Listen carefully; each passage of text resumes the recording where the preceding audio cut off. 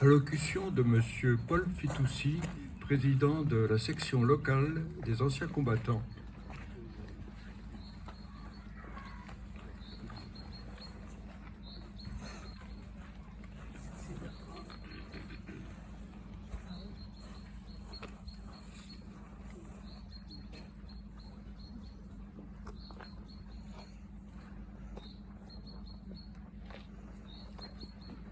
Monsieur le maire de la commune accueillante, monsieur le professeur des écoles qui a emmené les élèves aujourd'hui, à notre grande joie, merci monsieur. Famille Huile, bonjour. Denis, Marlène, Isabelle Jolin, Rudy, les porte-drapeaux, Myriam Brenac, de chez qui nous venons, Inge Baz, Dominique Tulane, Jean Steenbruggen, Gérard Parfait, Dominique Gerbert, Madame Benisti, Georges Passy, j'ai dit, Jean Régnier, Christiane Nataf, Isabelle Sormail, Karel Kurzweil, tous les porte-drapeaux, Shelley, Tony et tous les autres, merci infiniment d'être là. Mesdames et messieurs, en vos grades et qualités. 80 ans jour pour jour, pratiquement heure pour heure. Et nous avons privé à 60 millions d'hommes, de femmes et d'enfants de l'annonce de la fin de cette guerre qu'annonçait à la volée des cloches pleines d'orgueil pour avoir mis un point final à cette tragédie inqualifiable, tant elle fut laide. Ils auraient pourtant aimé écouter ce tintamarre et participer à la grande fête païenne. Et ces gens-là avaient disparu. Ils avaient disparu pour se dissoudre dans la terre et dans le temps.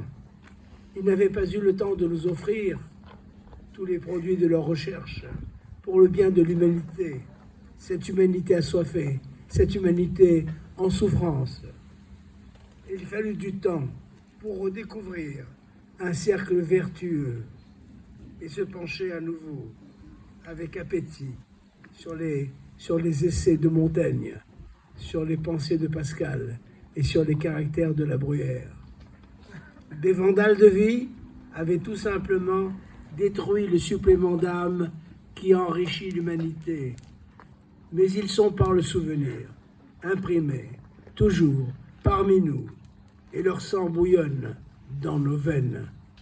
Oui, tous ces chapitres restaient en suspens dans le monde médical, ceux de l'industrie, ceux du commerce, de nouvelles technologies, de l'agriculture, tout ce qui constitue l'écologie, la biodiversité et toutes les recherches attendues dans les domaines du quotidien, avec les intelligences variables et variées. Et puis ceux liés aux différents arts libéraux pour décorseter l'homme des entraves qui l'emprisonnent. Et là, on trouve au sommet de tous ces rêves, domine celui de vivre libre, vivre libre, pour penser, créer, offrir à cette cité, depuis toujours en appétence, d'une organisation plus harmonieuse. Après toutes ces années de plomb, de grands malades nous en ont privés. Et c'est face, à ce vide sidéral, partout de par ce vaste monde, que l'homme nouveau, difficilement extrait des décombres que fut sa toiture branlante, n'eut d'autre choix que reprendre son ciseau, son maillet, son compas et sa chaîne d'arpenteur pour ne pas sombrer dans la démence et commencer à répondre aux questions en suspens. Cet homme nouveau qui aurait préféré faire l'économie du spectacle navrant de ce maréchal de cirque formé à l'école des grands criminels et qui lançait des œillades appuyées sur un autre qui, dans un geste de grande générosité, un jour nous avait fait don de sa personne, n'est-ce pas? Là où se disloquait les traîtres, oui, ces autres, ceux qui pourtant avaient poussé leur premier vagissement sous le ciel de France et qui piteusement choisirent l'option de se faire oublier pour s'enfuir frileusement dans une sorte de château plus hanté que les autres, celui de la honte.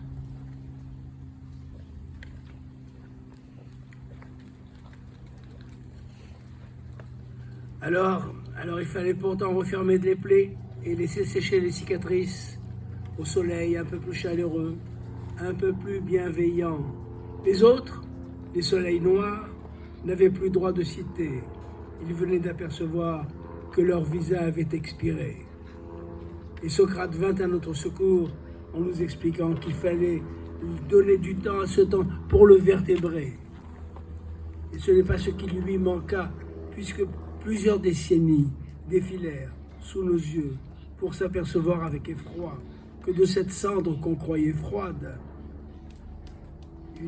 une étincelle scélérate, bien tapie dans les fourrés mystérieux, allait provoquer un cataclysme émergent de ces steppes sombres et inquiétantes, et qui allait endeuiller notre vieille et radieuse Europe, celle qui se reconstitue tous les jours sous nos yeux.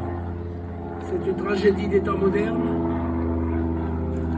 qu'une sorte d'hybridation réussie de Himmler et Fourniret avait fait ressurgir et que leurs descendants avaient soigneusement caché sous l'oreiller humide de leurs premières dents de lait.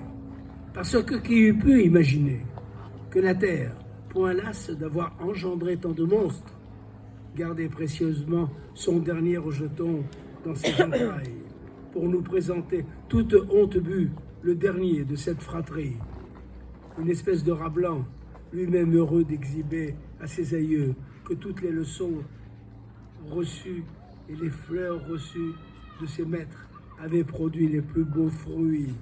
Ils étaient tous génocidaires. La liste est longue, tragique, honteuse, sanguinolente. Et si on peut condamner par un seul mot, il faudrait bien des pages pour expliquer l'inexplicable. Parce que nous avions benoîtement imaginé que l'histoire ne se répéterait pas. Et c'est sous nos yeux incrédules et horrifiés que toute l'alchimie pour rougir nos fronts reprend avec zèle du service, en nous laissant pantois, en nous laissant sans voix. Car comment passer au fil de l'épée une ville entière alors qu'aucune raison ne le commande? Comment avoir reproduit à l'identique les cris d'angoisse qui avaient déchiré l'air polonais, électrifié et suffocant? Comment pouvoir passer et laisser ces cheminées encore gluantes retrouver leur souffle vibrant de joie nouvelle? Comment sortir de leur lit des femmes enceintes pour les éventrer? Comment empêcher des enfants qui risquent d'enregistrer ce qui pourrait devenir pour eux, un modèle à suivre? Autant de questions embarrassantes qui viendront blanchir nos nuits. Alors il faudra toute la robustesse de notre détermination butée de ces idées qui ont été coulées dans le chaudron glorieux de la liberté, pour non seulement résister à tous ces maléfices, mais tenter, jusqu'au bout de leur force, leur tenir la dragée haute, pour en fin de compte les ensevelir dans la terre de leurs démons. Nous, les enfants de lumière, nous soufflerons de toute la force de nos poumons sur ces soleils inquiétants, ces soleils noirs qui obscurcissent l'horizon de nos espérances, et neutraliser toutes leurs velléités effroyables et mortifères. Nos suppléments d'âme y suffiront-ils? En tout cas, les orgues encore plus majestueux aujourd'hui de Notre-Dame, nous le soufflerons. Non, ceux-là ne sont pas staliniens, et ils laisseront même une petite place au son aigrelé de l'orgue de barbarie, du vieil aveugle au pied de la butte, pour réchauffer nos cœurs d'enfants. Je vous remercie. Slava Ukraini.